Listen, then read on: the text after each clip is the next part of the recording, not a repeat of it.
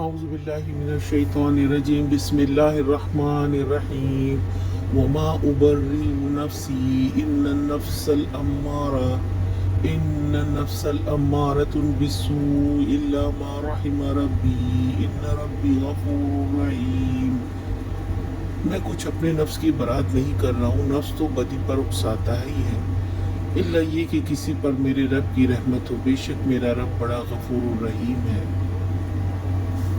یوسف علیہ السلام نے فرمایا کہ ان سب سے میری مراد یہ نہیں کہ میں بہت ہی پاک صاف ہوں، بلکہ نفس امارت اکساتا ہے گناہ پر، مگر یہ انسان کا کام ہے کہ وہ پناہ مانگے، اپنے گناہوں پر نادم ہو اور اللہ سبحانہ و تعالیٰ سے استغفار کرے۔ اس آیت کے بارے میں دو رائے ہیں۔ ایک یہ کہ عزیز مصر کی بیوی کا یہ کلام ہے کہ وہ اپنے آپ کو اپنی غلطی سے مبرہ نہیں کر رہی، بلکہ اس کے نفس میں برائی تھی جو باہر آ گئی۔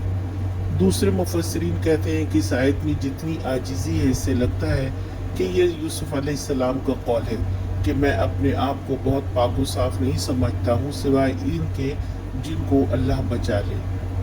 ہمیں دونوں کو ٹھیک سمجھ کر چلنا ہے، علماء کی مخالفت پر عام آدمی کو کوئی اختیار نہیں۔ آج کا سوال، نفس امارہ کیا کرتا ہے؟